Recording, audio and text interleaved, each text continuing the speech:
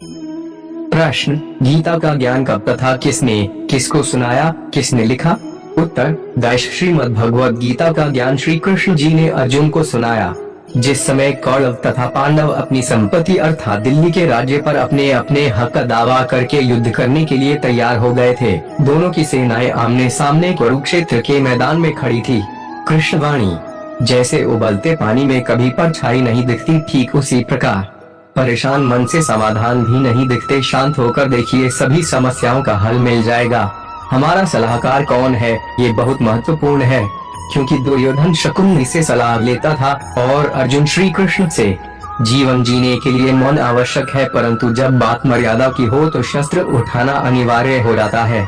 अर्जुन की ऐसी दशा देखकर श्री कृष्ण बोले, देख ले सामने किस योद्धा से आपने लड़ना है। अर्जुन ने उत्तर दिया कि हे कृष्ण, मैं किसी कीमत पर भी नहीं करूँगा। अपने उद्देश्य तथा जो विचार मन में उठ रहे थे उनसे भी अवगत कराया। श्री कृष्ण ने श्रीमद् भगवद गीता का ज्ञान युद्ध करने की प्रेरणा करने के लिए तथा कलयुग में वेदों को जानने वाले व्यक्ति नहीं रहेंगे, इसलिए चारों वेदों का संक्षिप्त वर्णन व सारांश गीता ज्ञान रूप में 18 बुराई बड़ी हो या छोटी हमेशा विनाश का कारण बनती है, क्योंकि नाव में छेद छोटा हो या बड़ा नाव को डुबा ही देता है। हरे कृष्ण, एक बेहतरीन जिंदगी जीने के लिए यह स्वीकार करना जरूरी है कि सब कुछ सबको नहीं मिल सकता। श्री कृष्ण कहते हैं, समय के साथ साथ हालात भी बदल जाते हैं, इसलिए बदलाव में स्वयं को बदल लेना ही बुद्धिमानी है। श्री कृष्ण जी कहते हैं, हमें कभी उस व्यक्ति पर भरोसा नहीं करना चाहिए जो वक्त के साथ स्वभाव बदल लेता है। सोच और नियत अच्छी रखिए, फिर आपके कष्ट प्रभु स्वयं दूर कर देंगे। समय जब पलटता है तो सब कुछ पलट देता है, इसलिए अच्छे समय में घमंड ना रखें और बुरे वक्त में सब्र रखना ना छोड़े। जितना इंतजार वो आपसे करवा रहा है ना, समय आने पर वो इतना देगा कि संभाल भी नहीं पाओगे। आप वापस नहीं जा सकते हैं और शुरुआत को नहीं बदल सकते हैं, लेकिन आप जहां हैं वहीं से शुरू कर सकते हैं और अंत को बदल सकते हैं। बदले पर मिट्टी का चरित्र अवश्य बदल जाता है। अपना मन अच्छे कार्यों को करने में लगाएं, इसे बार बार करें और आप देखेंगे कि आप खुशी से भर गए हैं। अगर आपका खुद पर पूरा नियंत्रण है तो आपको वह क्षमता हासिल होगी जिसे बहुत ही कम लोग हासिल कर पाते हैं। मनुष्य अपने विश्वास से निर्मित होता है, जैसा वो मनुष्य विश्वास करता है वैसा वो मनुष्य बन जाता है। अर्जुन ने देखा कि सामने वाली सेना में भीष्म पितामह, गुरु द्रोणाचार्य, रिश्तेदार, कौरवों के बच्चे, दामाद, बहनोई, ससुर आदि आदि लड़ने मरने के लिए खड़े हैं। कौरव और पांडव आपस में चचेरे भाई थे। अर्जुन में साधु भाव जागृत हो गया तथा विचार किया कि जिस राज्य को प्राप्त करने के लिए हमें अपने चचेरे भाइयों, भतीजों, दामादों, बहनोइयों, भीष्म पितामह जी तथा गुरुजनों को मारेंगे, यह भी नहीं पता कि हम कितने दिन संसार में रहेंगे। इसलिए इस प्रकार से प्राप्त राज्य के सुख से अच्छा तो हम भिक्षा मांगकर अपना निर्वाह कर लेंगे, परंतु युद्ध नहीं करेंगे। यह विचार करके अर्जुन ने धनुष्बाण हाथ से छोड़ दिया तथा रथ के पिछले भाग में बैठ गया। हताश न होना सफलता का मूल है और यही परम सुख है।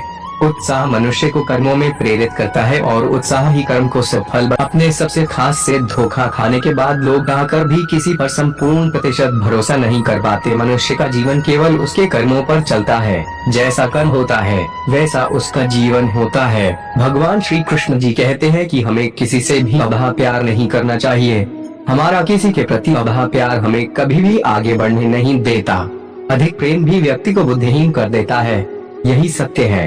अनुमान मन की कल्पना है और अनुभव जिंदगी का सबक है। सच्ची खुशी तभी होती है जब आपकी सोच, कथन और कर्म में समानता हो। जीवन में कभी निराश नहीं होना चाहिए, क्योंकि कमजोर आपका वक्त होता आप नहीं। जैसे तेल समाप्त हो जाने पर दीपक बुझ जाता है, उसी प्रकार कर्म के क्षीण हो जाने पर भाग्य भी नष्ट हो जाता है। मौन सबसे अच्छा उत्तर है किसी ऐसे व्यक्ति के लिए जो आपके शब्दों को महत्व नहीं देता। मनुष्य जन्म लेता है तो उसके पास सांसें तो होती हैं, पर कोई नाम नहीं होता। जब मृत्यु होती है तो उसके पास नाम तो होता है, पर सांसें नहीं होती। इसी सांस और नाम के बीच की यात्रा को जीवन कहते हैं। न किसी के अभाव में जियो, न किसी के प्रभाव में जियो। यह जिंदगी है, आपकी अपने स्वभाव में जियो। किसी के प्रति मन में क्रोध लिए रहने की अपेक्षा उसे तुरंत प्रकट कर देना अधिक अच्छा है। जैसे क्षण भर में जल जाना देर तक सुलगने से अधिक अच्छा है। इंसान चाहे जितना भी खुद को व्यस्त रख ले, जिससे वो प्रेम करता है उसकी यादों से नहीं बच सकता। समय कभी नहीं रुकता। आज यदि बुरा चल रहा है तो कल अवश्य अच्छा आएगा। आप केवल निस्वार्थ भाव से कर्म कीजिए और वही आपके हाथ में है। हमारी आस्था की परीक्षा तब होती है जब हम जो चाहे वो न मिले और फिर भी हमारे दिल से प्रभु के लिए शुक्रिया ही निकले। दया होनी चाहिए, कमजोरी नहीं। ज्ञान होना चाहिए, अहंकार नहीं। माता पिता बनना अत्यंत सुखद अनुभव है। उत्साह से जीवन जीना और स्वयं पर महारत हासिल करना खुशी देता है। जिस व्यक्ति के विचार मिले हैं, जो लापरवाह है और धोखे से भरा हुआ है, कोई कुछ भी बोला स्वयं को शांत को रखो। धूप कितनी ही तेज हो, समुद्र सूखा नहीं करते। मन की गतिविधियों, होश, श्वास और भावनाओं के माध्यम से भगवान की शक्ति सदा तुम्हारे साथ है और तुम्हें बस लगातार एक साधन की तरह प्रयोग कर सके सभी कार्य कर रही है। तुम उसके लिए शौक करते हो जो शौक करने के योग्य नहीं है और फिर भी ज्ञान की बातें करते हो। बुद्धिमान व्यक्ति ना जीवित और ना ही मृत व्यक्ति के लिए शौक करते हैं। तुम अपनी पीड़ा के लिए संसार को दोष मत दो।